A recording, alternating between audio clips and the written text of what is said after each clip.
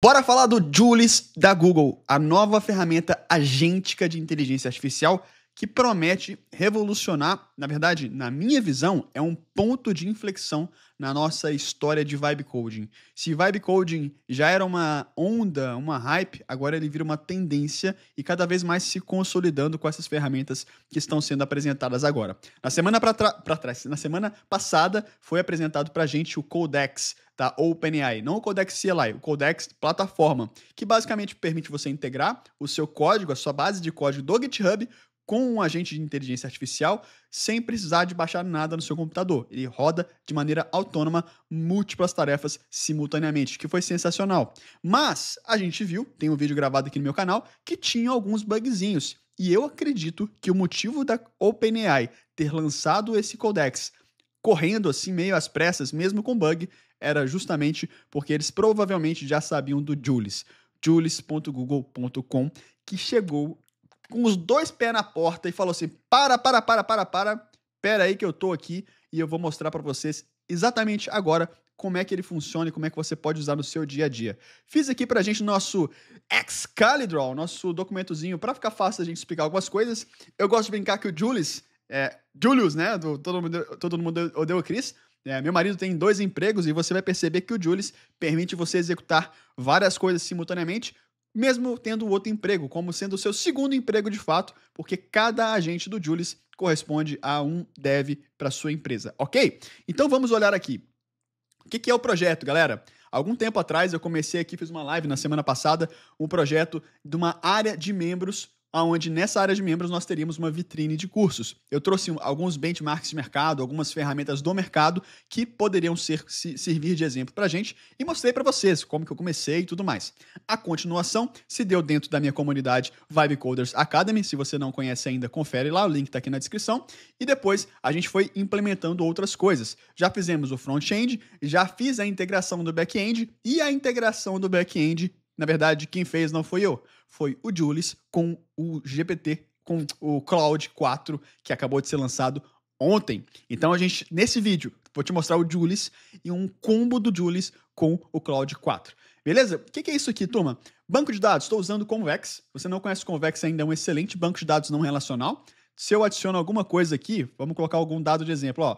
Só tem 2 cursos ali mostrando, na verdade é um só, mas em categorias diferentes. Deixa eu colocar aqui um outro exemplo, ó.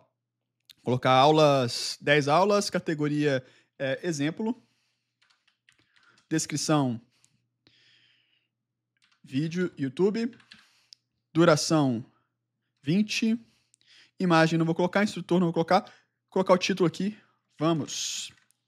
Vou salvar, quando eu salvo, ele já tem isso atualizado na hora aqui dentro da comunidade, dentro da plataforma, ok? Então, galera, basicamente é isso. O que aconteceu? Tem um bugzinho aqui ainda pra gente resolver, dessa parte interna, isso tá em desenvolvimento ainda, então normal ter bugs, mas eu quero mostrar como é que eu fiz essa implementação com o Julius. Quando você cai aqui dentro do Julius, vamos abrir a tela inicial do Julius. Vamos lá, me ajuda aí, Julius. Tá em versão beta ainda, tá? Então algumas coisas ainda dão um gargalo, ele sempre coloca aqui em cima, Julius is Experience High Load, ou seja, tem muita gente usando, pode ser que demore um pouquinho para ficar pronto, mas você entra de cara aqui no Julius, deixa eu diminuir a minha imagem. Você vai ver aqui, ó, GitHub, você pode integrar o seu repositório do GitHub aqui dentro e selecionar a branch, tá bom? Basicamente isso. Quer uma branch específica para ele trabalhar? Seleciona ali. Não tem uma branch criada, né, uma branch main, ou tem só a branch main, né, não tem uma branch específica, ele vai criar uma branch quando ele estiver desenvolvendo. Para quem não conhece o que é branch, dá uma olhadinha sobre GitHub e controle de versão, que isso vai fazer total diferença para o seu vibe coding, combinado? Então, beleza, ele te pede para criar aqui o que você para escrever o que você quer. A partir do que você pede para ele de tarefa, ele vai trazer um plano de ação de execução. Quem é meu seguidor sabe que eu uso Privacy, planejamento, revisão, execução, validação e confirmação. 5 etapas básicas para a gente conseguir os melhores resultados com o IA. E o que eu achei demais aqui dentro do Julius é que ele já implementa isso por padrão. Por padrão, você vai passar o contexto para ele, como eu passei aqui, use esse template para criar um plano de execução, ok? Ele trouxe esse templatezinho que eu trouxe esse template para ele que eu gosto de sempre usar, que é requisitos funcionais, requisitos não funcionais, guidelines e packages, modelos de ameaça que podem acontecer e um plano de execução. A partir disso, ele criou o plano de execução para a gente aqui, trouxe tudo que ele pensava em fazer já, o que ele já ia implementar, e aí ele me trouxe para aprovar ou não esse plano de execução. Então aqui a gente está fazendo o seguinte, eu trouxe o plano para ele me trouxe o plano de volta, eu revisei, revisei, e aí depois aprovei o plano. Quando eu aprovo o plano, ele começa a execução. E aí na execução, ele sobe uma instância Linux aqui, começa a fazer o checkout do projeto, ou seja, copia esse projeto do GitHub para a máquina Linux e começa a implementação de uma maneira totalmente independente. Enquanto ele faz isso, eu posso fechar o Julius, posso abrir outra aba do Julius e passar outra tarefa. Ele não vai parar de funcionar, ele vai continuar funcionando até concluir a execução da tarefa. Isso é sensacional, principalmente pensando que hoje a gente consegue integrar ele com outras ferramentas, inclusive o Replit. Eu vou dar para vocês uma palhinha de como é que isso pode acontecer lá na frente. Então aqui, olha só, ele gerou o código, deixa eu mostrar para vocês como ele mostra esse código aqui, tá vendo aqui na barra lateral? Todos esses arquivos são os arquivos que foram implementados dentro dessa tarefa, tá? A gente consegue navegar tanto por aqui, quanto aqui por cima. Então ele implementou um arquivo de testes, ele implementou todo o setup de testes que o projeto ainda não tinha, então ele implementou aqui o JSConfig, o JSSetup, instalou os pacotes necessários, adicionou os pacotes necessários. Ele usou a minha estrutura de planejamento. Quem já acompanha aqui no canal há mais tempo também sabe que eu tenho um MCP e um CLI para planejamento com inteligência artificial. Ele usou o nosso template, nosso prompt aqui, ó, para trazer o plano de execução do que ele fez, o que está sendo feito nessa branch, e trouxe até o autor sendo o Julius. Achei isso demais, ele já perceber, já entender que a gente tem o AI Guards aqui dentro. Depois ele executou aqui, fez todo o plano de execução, trouxe as alterações necessárias, os componentes necessários. E aí, depois disso, Vinícius, o que acontece? Depois disso, ele cria uma branch, traz uma mensagem de commit, olha só, essa aqui é a mensagem de commit, aliás, esse aqui é o nome da branch, essa é a mensagem de commit, e aí ele me permite adicionar essa branch no GitHub, ok? Cliquei aqui em View Branch, olha só, tá lá. Temos a nossa branch dentro do GitHub, que foi implementada pelo Julius. Eu criei uma pull request, inclusive já fiz o merge dela, que foi essa pull request aqui, e olha aqui, ó. Deixa eu ver se é essa mesma pull request. É essa mesmo. A gente consegue ver os arquivos alterados, óbvio, né? Quem já está acostumado com o GitHub, mas quem não está, a gente consegue ver tudo que foi feito pelo Julius aqui dentro. E aqui do lado de fora, na conversação que tem aqui, na conversation, eu pedi pro Copilot do GitHub fazer a revisão de código pra gente também. Então eu pedi uma IA para fazer um código, outra IA para revisar o código, dei uma analisada, estava tudo tranquilo, não era nada demais, ignorei a revisão de código porque era uma questão mais de tipagem, não era o meu foco no momento. Mas deixa eu mostrar uma coisa legal para vocês. Olha aqui. O commit feito pelo Julius, tá certo? Fiz esse commit com o Julius. Depois aqui para baixo, o que aconteceu? Eu fiz um refactor aqui de algumas coisas. Na verdade, eu subi algumas alterações que eu quis fazer. Fiz local, tá? E aí, concluí a tarefa, fiz o merge e joguei lá para a nossa branch principal. Isso também aconteceu com essa outra tarefa. Essa outra tarefa aqui que eu pedi para usar esse modelo de planejamento para criar a página da aula, a página para avançar para a próxima aula, a página para você registrar o progresso, né? Aliás, funcionalidades não página, né? Mas eu passei esse comando, ele executou também da mesma forma, criou uma branch para a gente. Essa branch a gente vem aqui e consegue ver ela implementada e criei uma pull request. Foram 4 pull requests que eu fiz, ok? E diferente da experiência que a gente teve com o Codex de $200 lá da OpenAI, aqui a gente conseguiu pedir tarefas mais complexas, como, por exemplo, migrar todos os dados mock que eu tinha para utilizarem a Convex, que é o banco de dados que eu mostrei para vocês no começo. Ou seja, ele pegou, digamos que você faz o seu front-end no Lovable, beleza? O Lovable você pede para fazer ali todo o back-end com mock, dados falsos, fictícios. Depois você passa esse código do Lovable para dentro do GitHub, usa o julius.google para fazer a parte do back-end para você, porque o Lovable não é bom no back-end. Então você pega o Julius e pede para fazer o back-end para você, escolhendo a ferramenta que você quiser. E aqui ele fez toda a integração com o Convex, que deu um bugzinho, ok? Aí a gente tem que ser honesto aqui. E aí foi a parte que eu usei o Claude 4. Eu peguei o meu cursor AI, baixei a branch que o Julius estava trabalhando, fiz o checkout da branch aqui, e nesse checkout trouxe aqui os erros que estavam acontecendo. Olha só, teve o primeiro erro que foi esse aqui. E falei, olha, arruma esse negócio para mim. O Claude 4 sensacionalmente identificou o erro, debugou o erro, criou uma estratégia de backup dos arquivos para ele tirar os arquivos que estavam quebrando e voltar os arquivos de novo, identificou a solução e implementou a solução para a gente dos erros que estavam acontecendo. Isso aqui, antes, eu não conseguiria fazer, foi esse erro aqui, ó. Eu não conseguiria fazer com o Claude 3.7 dessa forma como ele fez. Cadê? Deixa eu ver.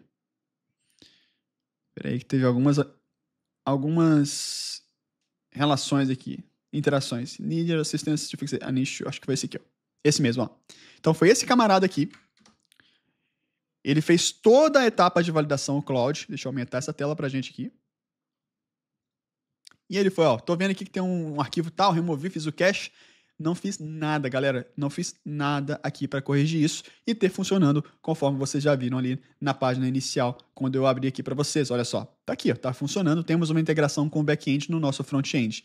Não é a versão final, não tá perfeito, longe disso, mas a gente tem um grande avanço porque eu não precisei de fazer nada de código. Eu nem sei o código que está escrito ali direito. Eu só pedi a IA para executar, validei, revisei. Ok, faz sentido, não tem nenhuma brecha de segurança. Tocamos o barco em frente, beleza? Perspectivas e previsões em relação a isso aqui. Deixa eu abrir para vocês o meu Excalibur. Só uma coisa aqui, ó. Mostrei esse aqui. Esse aqui foi o comando que eu pedi para ele fazer o back-end, tá? Eu trouxe aqui, ó. Vamos lá. Back-end, falei create a back-end to move all the market data and use convex.dev as a database. Só isso que eu passei de comando. Foi um prompt bem mequetrefe, um prompt bem meia boca, mas aí ele trouxe para mim todo o planejamento. Primeira etapa, configurar o Convex. Segunda etapa, definir o esquema. Terceira etapa, criar as queries e as mutations dentro do Convex. Depois, migrar os dados que a gente tem para o Convex. Então, ele fez todo o planejamento e aí aqui ele começou a executar. Executou rapidinho, tá pronto. Galera, são 5 execuções que você pode usar, 5 threads, tasks, na verdade, que você pode passar para o Julius por dia, mas não significa que é 5 comandos. Nesse caso aqui, por exemplo, deixa eu ver se foi nesse. Esse aqui, ó, ele criou para mim a tarefa, ele concluiu a tarefa, mas eu falei assim, olha só, por favor, você pode adicionar uma documentação para mim? E aí ele adicionou a documentação no readme.md, que é o que vocês estão lendo aqui agora. Ou seja, quem for usar esse projeto, lá na comunidade eu deixo disponível para quem está lá, para poder copiar e colar os projetos que a gente faz junto, ele vai poder entender o que está escrito aqui, como é que configurou o ambiente local para executar esse projeto. Ok? Vamos lá. Eu falei para vocês que eu ia dar uma dica de como é que dá para usar esse camarada aqui, que tem 2 empregos, com o Replit.